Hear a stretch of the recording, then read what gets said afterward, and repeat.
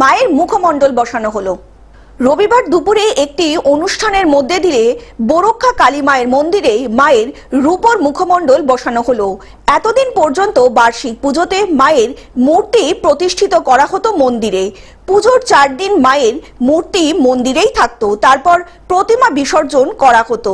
বিসর্জনের পর থেকে মায়ের থানেই শিলামণ্ডলের পুজো হতো। রবিবার মায়ের অবয়ব মূর্তি প্রতিষ্ঠাকালে উপস্থিত ছিলেন দূর দূরান্ত থেকে আসা হাজার ভক্তরা। এটা প্ল্যানিং ছিল অনেক দিন থেকেই, কিন্তু করাও হয়েছে প্রায় 1 বছর আগে।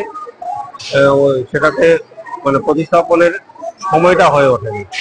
কোন অমাবস্যায় বসানো হবে, কোন ইয়েতে হবে, এটা অমাবস্যায় বসানো হলো। তো আজকের অমাবস্যাটা ভালো, সেই হিসাবে আজকে স্থাপন করা হবে। আর মায়ের এই মুখমণ্ডলটা 3 কিলো পদে তৈরি করা। এখন কি যারা দর্শনার্থীরা যারা বাইরে থেকে আসবে তারা কি সবসময় দেবীকে দেখতে পাবে? হ্যাঁ, সবসময় দেখতে পাবে। অন্যদিকে অনুষ্ঠানে উপস্থিত ছিলেন মন্ত্রীর কর্তৃপক্ষ থেকে বিশিষ্টজনেরা। এদিন রাতের সাংস্কৃতিক অনুষ্ঠানও অনুষ্ঠিত হয় মন্দির চত্বরে। এদিন মায়ের মন্দিরে পুজো দিতে যান দক্ষিণ দিনাজপুর জেলার বিভিন্ন প্রান্তের সাধারণ মানুষজন ও বিশিষ্ট ব্যক্তিজনেরা। আজকে প্রথমে জয় মা, আমার মা সবার মা, জয় জয় মা।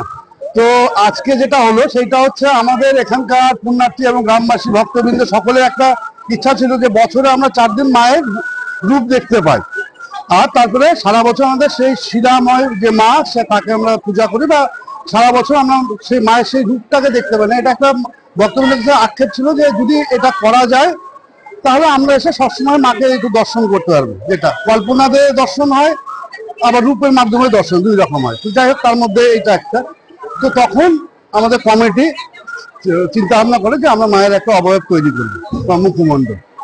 দক্ষিণ দিনাজপুর থেকে রিপন ভৌমিকের রিপোর্ট, গ্লোব নিউজ।